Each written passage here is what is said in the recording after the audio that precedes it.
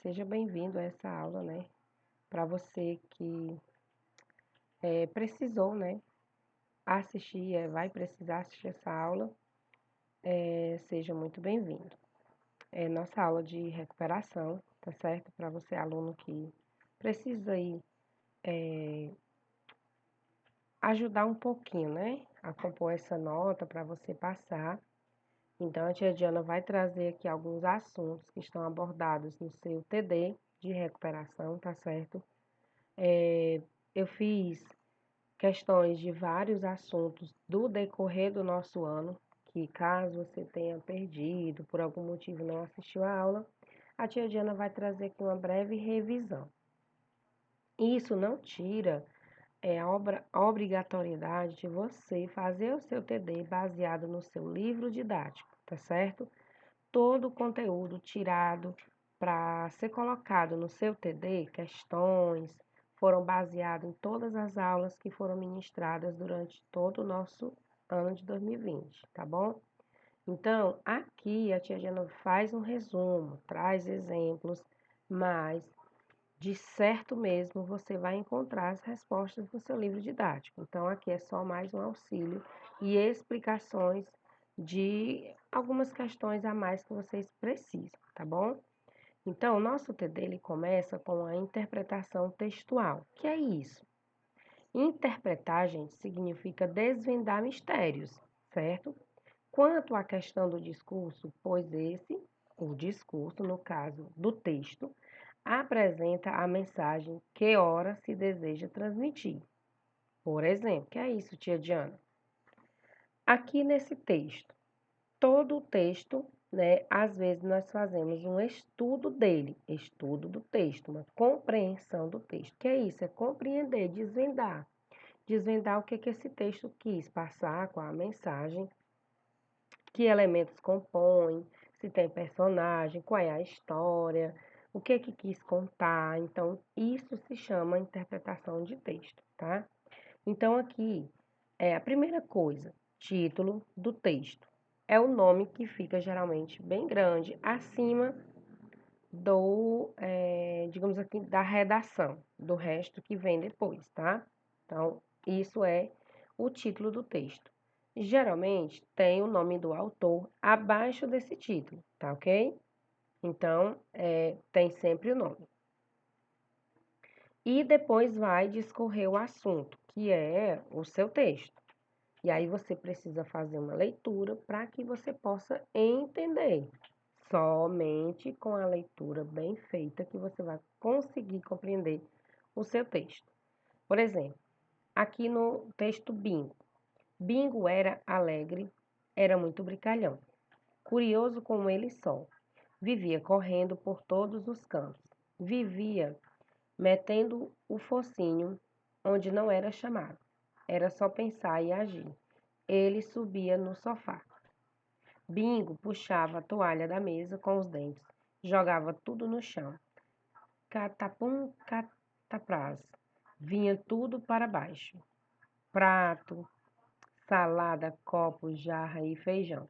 Assustava-se com o barulho, mas logo esquecia o susto e ia reinar mais adiante. Eita, cachorrinho danado. Bom, nesse caso aqui é um texto que fala sobre quem? O final do texto já diz sobre um cachorrinho que era bem danadinho. E aí pergunta: qual é o título do texto? Bingo. Esse texto, ele é uma carta, ou é um conto infantil, ou ele é um conto de fadas, gente? O que vocês acham que esse texto ele é? Ele é um conto infantil, um conto infantil, né? Alguma coisa assim, porque está falando sobre retratando a história do cachorrinho. Bingo, ele é o personagem do texto, ele é o autor do texto ou ele é o narrador do texto, o Bingo? Ele é o personagem, né? Essa outra pergunta. Bingo, ele era um gato, ele era um coelho, ele era um cachorro? No finalzinho do texto a gente compreende que estamos falando sobre um cachorro, né? O que fazia o cachorrinho bingo? Aí você vai prestar atenção. Isso é um exemplo, tá, pessoal? Quais eram as travessuras do bingo? A gente teve uma atividade bem parecida com isso no nosso TD, para contar o que tinha dentro da mochila da menina, enfim. Mais ou menos isso. Bom, vamos resumir aqui de uma forma geral. Compreender o texto é isso aqui, tá, gente? É preencher essas informações aqui. Então, você precisa prestar muita atenção. Outra coisa que eu vou falar é sobre o parágrafo, tá? Sobre parágrafo, porque pode ser que lá no seu TD eu peça para você numerar. Gente, parágrafo é isso daqui, ó. Eu vou mostrar para vocês, para que não reste dúvidas e você possa fazer certinho no seu TD. Parágrafo é essa parte que ela fica mais para frente aqui do texto, tá? Então, cada vez que isso acontecer, é denominado um parágrafo. Ó, são esses espaços aqui, ó. Essas palavras, essa linha, aliás, essa linha que começa um pouco mais para frente. Essas outras partes que vêm para cá são as linhas normal, tá? Parágrafo é isso aqui. É a ideia, é cada ideia apresentada, é uma nova ideia apresentada ao texto. Chamamos de parágrafo, tá? Então, muito atenção a isso daqui, tá certo? Para você não numerar de forma errada. O título do texto, ele não é um parágrafo. Parágrafo é quando começa o texto, tá bom? Então, é isso. Bom, vamos avançar um pouquinho, que a gente ainda tem bastante conteúdo para ver. Depois a gente vai falar sobre os tipos de frase, tá, gente? O tipo de frase, vocês vão ter aí umas frases, vocês vão denominá-las corretamente. Então, uma frase interrogativa, ela é uma frase que faz uma pergunta. Logo, né, tem o ponto de interrogação no final dela. Então, a declarativa, ela tem um ponto final, tá? Ela tem um pontinho final e ela dá uma informação, ela declara algo positivo, tá? A exclamativa, ela tem esse pontozinho e ela exprime um sentimento, admiração ou surpresa. Exemplo, tá, gente? Aqui do lado tem exemplos. Que pelo tão escuro. Podemos dizer que dia lindo, que sol quente, enfim. Quando você se admira de algo, ou quando você se assusta de algo, ou quando você fica surpreso de algo. Então, isso é uma frase exclamativa. E uma frase imperativa, que no caso não tem aí, né? É quando dá ordem ou faz um pedido, tá? Nesse caso, a gente usa ou ponto final ou ponto exclamativo, mas a gente não tem essa frase. A gente tem a frase negativa, que ela é acompanhada da palavra não, tá bom? Bom, e aqui explicando os sinais de pontuação, tá, gente? Vai ter questões para isso, então você tem que prestar atenção na explicação, na definição de cada ponto. Exemplo, o ponto final, ele indica o final de uma frase. Ou ela é declarativa, ou ela pode ser negativa ou imperativa. No caso, ela termina a frase, ela termina tudo, tá? Então, sempre tem um ponto final. O ponto de interrogação, nós dizemos lá atrás, ela indica uma frase interrogativa, pergunta, né? O ponto de exclamação indica isso mesmo, né? Que é uma admiração, ou um susto, ou uma surpresa. E a vírgula serve para separar palavras, expressões e orações dentro da própria frase, da mesma frase, tá? Por exemplo, quando eu vou quantificar várias coisas. Eu fui à feira e comprei 2 pontos. Laranja, vírgula, maçã, vírgula, pera, uva e mamão. Aí quando eu vou finalizar, eu já uso o e, tá? A letrinha e. Eu já não uso mais a vírgula. Mas quando eu vou quantificar alguma coisa, eu tenho que separar por vírgula, tá? O ponto e vírgula, ela serve para separar palavras ou expressões. Por exemplo, a folha ficou furiosa. A tinta, no entanto, acalmou. E os 2 pontos servem para indicar justamente a enumeração, que foi o que eu falei lá atrás, tá? Por exemplo, se eu disser que fui à feira, comprei. Aí, 2 pontos. Aí, eu vou falando várias coisas, tá bom? E o travessão indica a fala de alguém no texto, tá, gente? Ou na pergunta. Como, por exemplo, tá aí, ó. Como pôde você me rabiscou toda? Nós falamos também no seu TD sobre o substantivo próprio e comum. Quem é o substantivo, gente? É tudo que existe e cada ser que tem um nome. Então, substantivo é uma classe gramatical de palavras variáveis, tá? A qual denomina todos os seres. Por exemplo, o substantivo comum, ele designa todos os seres de uma mesma espécie de forma genérica. Por exemplo, os objetos, as pessoas, os lugares, as coisas, tudo. Isso é um substantivo comum. Já o substantivo próprio, ele designa os seres de uma mesma espécie de forma particular. Por exemplo, cidade. Aí eu vou nomear uma cidade. Esse nome, ele é um nome próprio. A palavra cidade, ele é um substantivo comum, mas quando eu vou dizer o nome dessa cidade, aí sim eu estou falando de uma forma particular e essa letra precisa ser maiúscula. E nome de pessoas também. Outra coisa, por exemplo, se no texto aparecer o nome de um personagem que seja um animal, e esse animal tenha um nome, por exemplo, o cachorrinho Totó, esse nome Totó é o nome dado ao cachorro. Então, esse nome ele vai ser um nome próprio. Logo, ele vai ser escrito com letra maiúscula, inicial. Foi, assim, uma questão bastante de observações, tá, gente, dos TDs de vocês. Que a tia Diana ficou assim, impressionada como vocês escrevem muito, até o próprio nome de vocês com letra minúscula, tá? Então, assim, tem que ter muita atenção a isso, tá bom? Bom, e para encerrar, nós tivemos sobre os pronomes e sobre os verbos, né, gente? Deixa eu ver aqui. Aqui. Ah, não, sobre os artigos. Aqui é porque eu acabei colocando esse verbo aqui. Bom, nós também tivemos, antes de falar dos verbos, nós tivemos também aí no seu TD sobre os artigos, tá?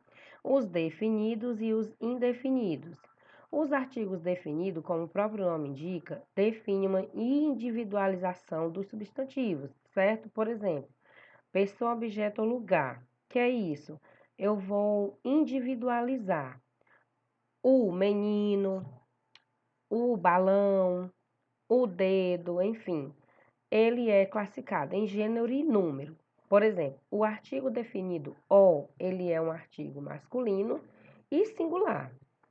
O artigo definido a, ele é um artigo feminino no singular. Já os artigos os e as, né, o gênero os masculino,